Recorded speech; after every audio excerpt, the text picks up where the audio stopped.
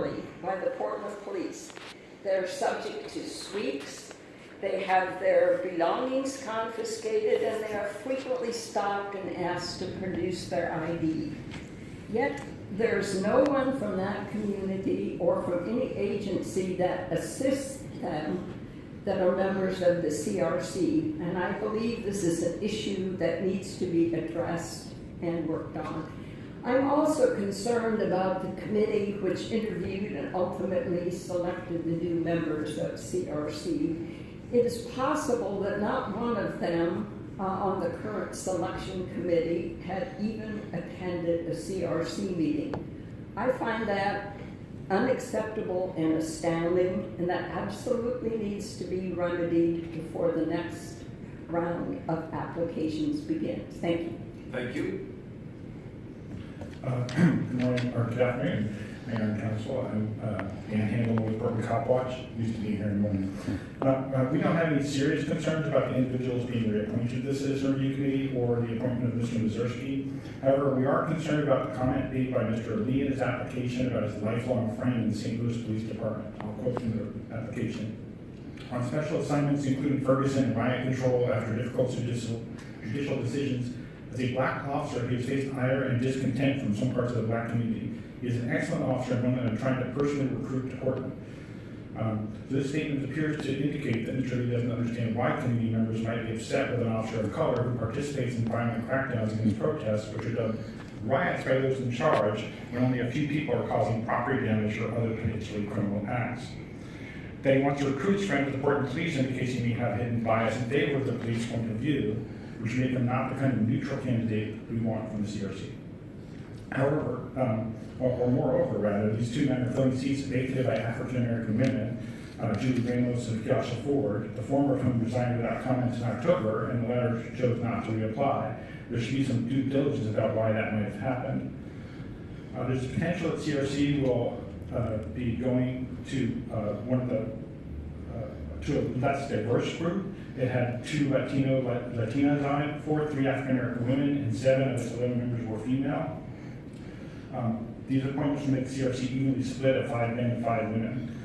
The Latina member, Maricela Rivera, resigned about a month ago, and her replacement was on February 21.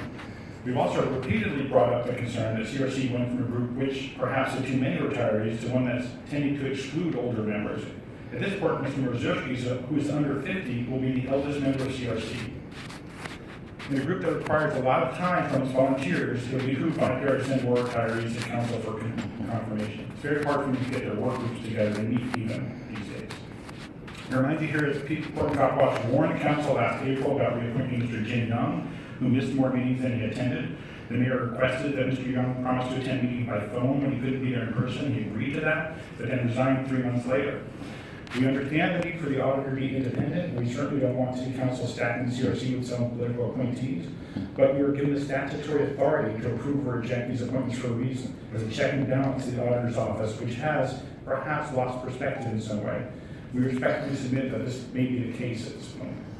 The auditor is also asking you to add 2 people who are or were lawyers, always a concern being too much in that direction. Sharon Malone is an attorney, Mr. Young and Ms. Ford were also former attorneys. And Ms. Hammond noted that there are no houseless people being chosen.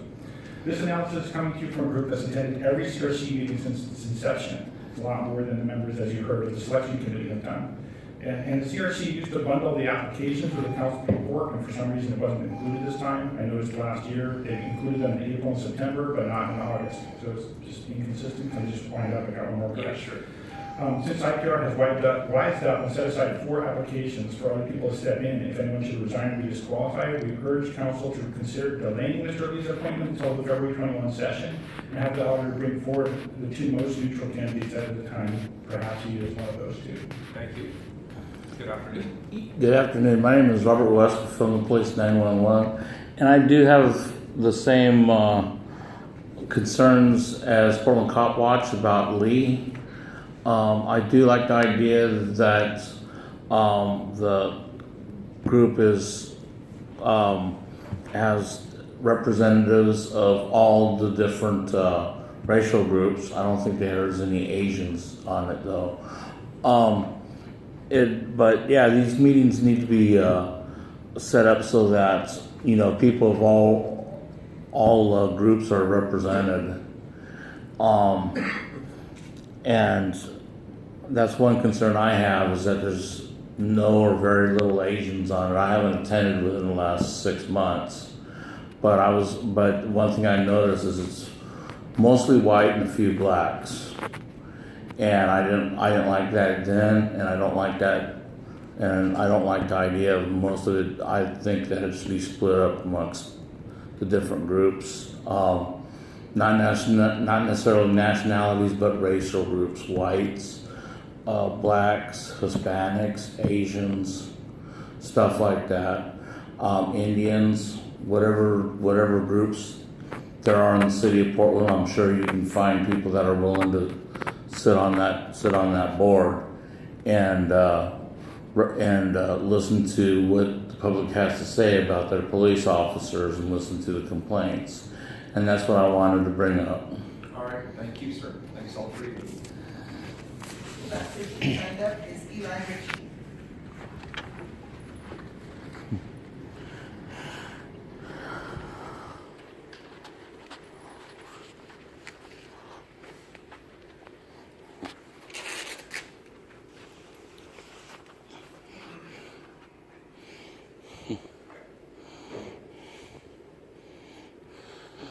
My name is Eli Ritchie. I was born and raised in the city of Portland.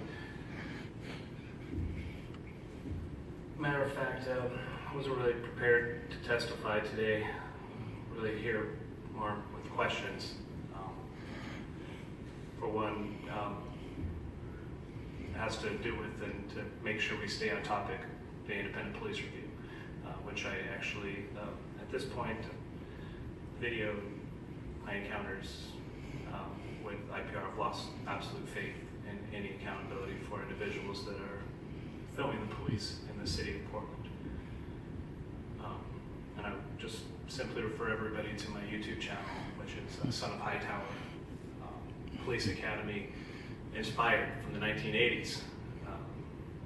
The character Hightower, I thought that it would be kind of a funny solution and offer the city an opportunity to see cop watch in a different perspective. But unfortunately, the city seems to have buried their head in the sand further and further.